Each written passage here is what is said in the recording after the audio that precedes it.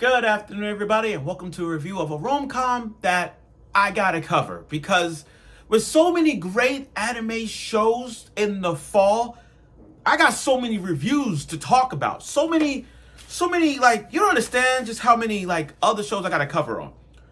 Tales of Wedding Ring Season 2, I gotta cover. Don't Touch Kotesashi, the one with the sports/ecchi anime, I gotta cover that one. Ubume Sune Cinderella Grey, I'm covering. Plus Size Misadventure is in Love, I'm covering. And now this. And I saw this. This is the moment that I was waiting for to talk about. This was a rom-com that I not suspect that everybody is going to talk about, especially this. But in life, let me start off with this kind of thing. In life, if you tease someone, they like you. That means they love you. You know, that's how it is in life. Both high school and real life. Because let's be honest, guys. How many of you guys before have been teased by someone, and someone teases you, that means they like you? And we've seen cartoons, we've seen anime, we've seen in a lot of plethora shows, series, whatever, that involves a person teases that person, that means they're in love with you. And we have seen that. This rom-com is exactly like that. But it's a twist. It's a huge twist. And I swear I did not suspect this rom-com to go off like this. Especially the first episode. Like, I didn't expect this rom-com to go. So, and like I said, with so many reviews to talk about, not only I gotta cover this one, but it's the Yuri/horror anime, which everybody, the monster who wants to eat me, which I gotta cover that, by the way, tomorrow later on, depending on my schedule. But based off this rom-com particularly, I cannot wait. I have to cover this before episode 2. So, without further ado, let's get right to it with my friend's little sister has it in for me. Yes, my friend's little sister has it in for me. And it's one of those, like, you never expected a title like that to go. But let's get right to it. Okay. First off, like I said before, in a big old introduction, when you tease someone, that means they like you. Okay. This is how it starts off. So you got this one, and I watched the first episode, I'm like, this guy is just your average guy. He's an average guy, you know? And this guy, Akiteru, he's the MC, you know, just a regular, basic guy. Like all rom-coms, he's very normal, basic guy. Not like guy with superpowers, you know what I mean? Just a basic guy. So he goes in this room, and all of a sudden, everybody's nominated best girl of the fall, this girl, Iroha. The main girl that everybody wants to date. Like, here's the thing. Looking at her firsthand, there's nothing wrong with her. Like, there's nothing wrong with her. I mean, like, she just teases this guy. She teases her. Like, there were moments that she was laying on his bed. There were moments she had the key put in her boot. She's just trolling this guy. She just teases this guy. You know, the person that kind of reminds me when I saw this teaser thing was Nagatoro. You know the anime Don't Toy With Me, Nagatoro? And every time you see Nagatoro just coming to the art class, she called him senpai, senpai, senpai, and just trolling, teasing the MC like that. I'm looking at the, you know, and she's doing it not Nagatoro way, but she's really just trolling with her. She's like, oh, I got your smell on my bed and all that. She's just trolling with this guy. So much so that he grabs a spray bottle and just disinfect the bed. It disinfected her, like, get out of my bed. And the thing is, here's the thing. She even has a key. A key. She has the key to the room. Like, what the fuck? I'm not saying she's stalker, but she got the key to the apartment. Like, what? What? Okay, look, watching her debut, I'm like, what? This is one of those rom-coms where I'm like, how did she ended up teasing this guy? Like, what point did you start liking her? I mean, what point did she started liking him? Like, at what point? Now, this guy is taking no for an answer, like, off my bed, off, just spray. And then all of us, and she's still trolling, like, she's just teasing people, like, to a point where she got those cat ear expressions. I like anime characters pulling off the cat ears, cat tail expressions. You know how, like Komi from Komi Can Communicate, you know how Komi put off the cat ears? You know how, like, one of the most iconic cat girls, I will say the office girl from My Tiny Senpai, And the most iconic one is Mao Mao from the Apothecary Diaries, which makes because she's Mao Mao cat, and that's why she put off the cat ears expressions. Iroha is just pulling off the cat ears, just teasing her because he was on his phone with his uncle, and as he's on the phone with him, she's just teasing him. It's like meow, just teasing this person. I love it. I love it. Now, the opening. The opening of this show got so many video game and anime references. Like that stupid ass, dumb ass, worst show of all time, a JoJo reference, which by the way is JoJo Bizarre Adventures, the worst anime that ever lived. Not only that, they put up one of the most iconic video games, Ace Attorney Phoenix Wright. And Ace Attorney is a good video game with the whole lawyer like objection. And the opening had that show all the references, especially Phoenix Wright, Ace Attorney. But again, for the opening like that to give us some references to video games and anime, great. Now, why I bring that up is because this is interesting to me because Akiteru is just your regular MC, but he works like never just a book by cover.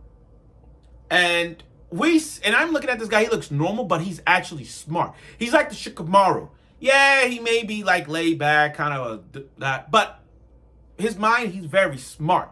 I mean, he runs a gaming company. He runs a game. He makes games. Like he runs, not a gaming program, but he makes games.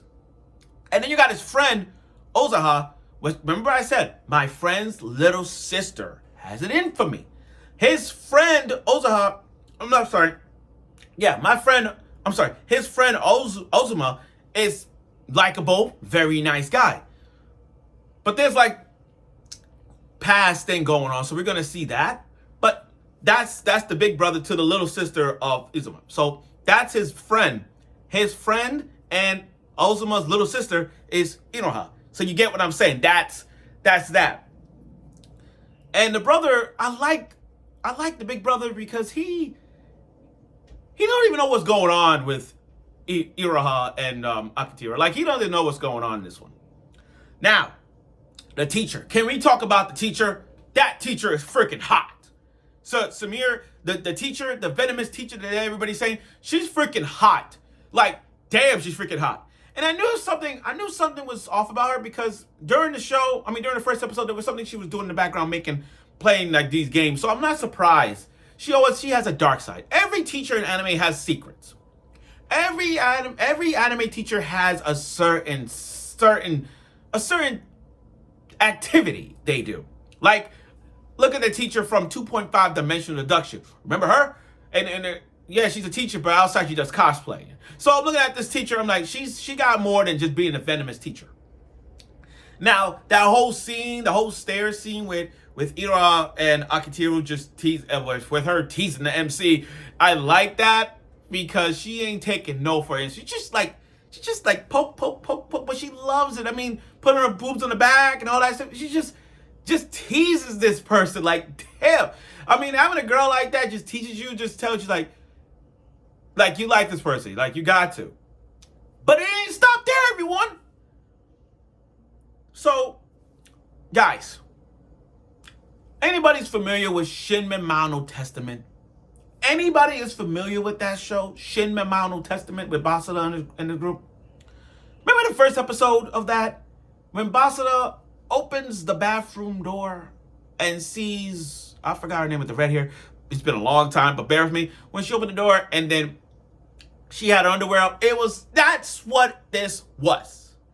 It's one of those classic anime misunderstandings where MCs open the bathroom door, sees a female, and they literally freak out. That's what this was. So Akiteru was going to the bathroom, and then all of a sudden, he sees this beautiful other girl with gray hair, short gray hair, and she quickly had to take it off, put it back on, and literally just like punch him. But we found out that one, that's Mashiro. Two, they're cousins. Grandfather's daughter would make some cousins. And I said to them, and understandable because it's been a long time because they were childhood friends before, but they didn't realize they were cousins. But again, they're cousins. The reason I bring up cousins is this. Anybody familiar with Yashuga no Sora? Is anybody familiar with Yashuga no Sora? Has anybody recommend that show to most people and get traumatized by it and be like, oh my gosh, that's what we're doing? That's what this show was. So Mashiro, Akiteru is Mashiro's cousin. And the uncle is telling her, like, she going to transfer to the school.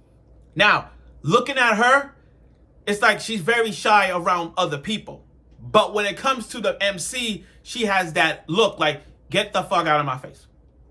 So basically, she's like a tsundere. So you got one girl who's gullible, likable to most people, and then you got one who's a tsundere towards the MC. Shy on one side, being shy on the other side, but a tsundere towards the MC. But to make this even Sweet Home Alabama vibe, this uncle, who runs the gaming company, by the way, saying, look, we can promote your game, but only if you make a condition. You have to be Mashiro's boyfriend, pretend boyfriend. I'm like, what? What?